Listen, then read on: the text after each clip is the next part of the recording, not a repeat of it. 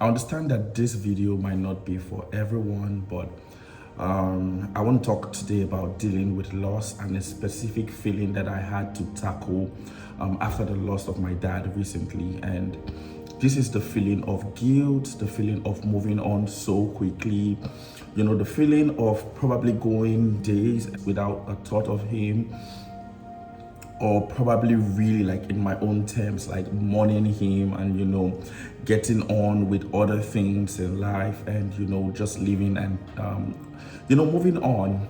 So I believe that if you've ever been through loss, probably this is something that you have had to deal with. And in the comment section, I would actually appreciate it. Probably a word. How did you go through it? Are you going through it? And what are the advices that you can give to someone who has this same exact situation? Now, I was speaking to someone last week. Where did this come from?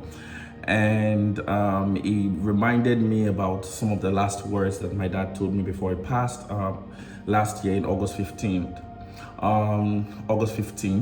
And he told me then, Edward, you have to take your life very calmly and take things easy, rest, enjoy life. And I guess these were just words of advice from someone who has gotten to the point of life where he could see the true meaning of life. And I want to thank him for that, because leading from that moment, I truly appreciated. And I think with time, I'm getting to understand what that statement means.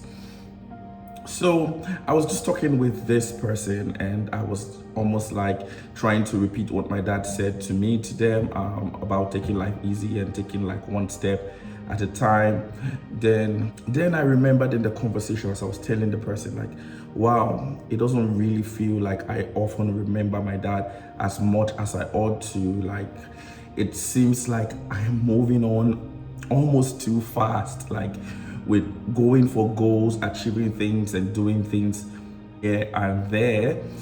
But as I gave it a thought and prayers and just fully understanding the whole situation, something came to my mind that if my dad was still alive, if my dad was still here, he would want me to go after my goals. He would want me to dream. As a matter of fact, if my dad was here, I think that this current state where I am right now in my life would probably, he will be spoiling me for more, because he always believed. I always say that nobody believes in me as much as my dad and my mom.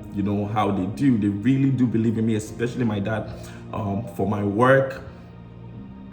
Creatively, my dad is such an amazing believer and sponsor of my work. My latest book was dedicated to him, and he read that book and it was always like, when are you going to publish? When are you going to publish? If some things were wishes, I wish I really did publish it when he was there, but it's okay. Life goes on. So that set aside, I just want to encourage someone, just the way I encourage myself, that if that person that you love so much was still around, they will not want you beating up yourself. They will always want you to go after your dreams. They will always want you to, have big wins and celebrate and have a joyful life. So that set in its own, that should be a motivation for you. So as I thought about that, I was like, okay, yes, that's true. Dad will always want me to win, and also the person who you may have lost, of course, always wants you to win. But what can we do, to always remember them, especially for a person who sacrificed so much for you and gave up so much for you? What can you really do what can you really do to be able to keep your memory alive? And this is something that I came up with, and I think I can also share with you. So, which is intentionally remembering them and having sort of like customs and traditions, things like you do every month to remember their impact in your life. For example, I have decided like every month I'm going to make a video concerning my dad's life, the lesson that he taught me, the things that I've learned from him, the things that I'm still learning from him, and intentionally scheduling this into your life.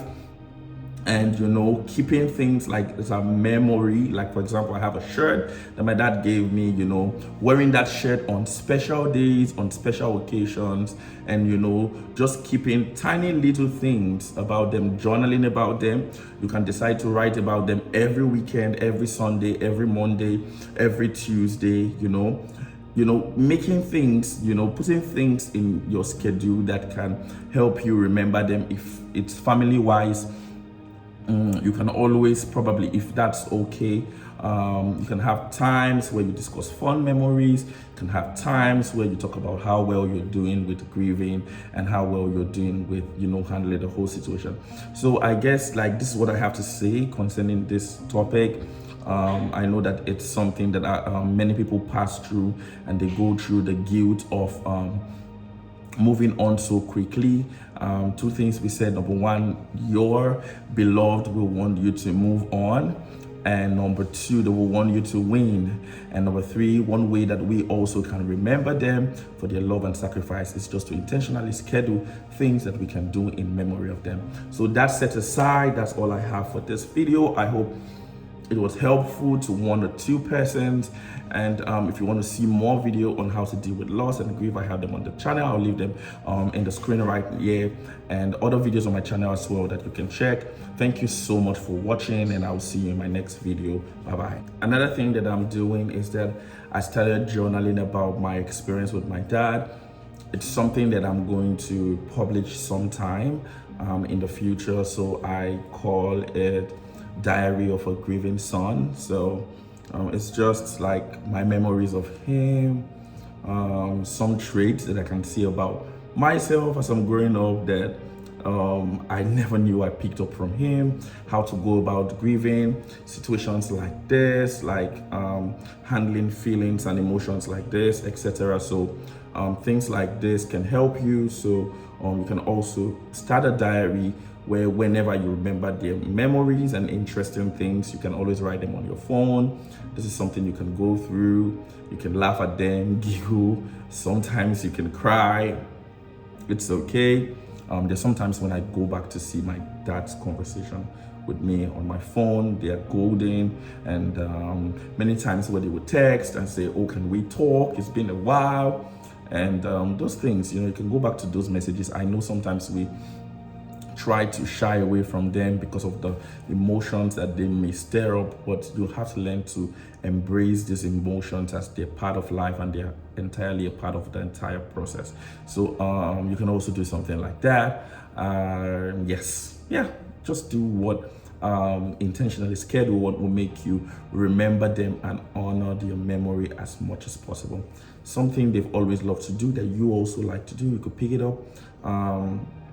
If they like giving, if there were some certain people or some certain causes that they contributed to and you like them as well, you could adopt them to the level of your capacity can handle as well. And you can do that in memory of them.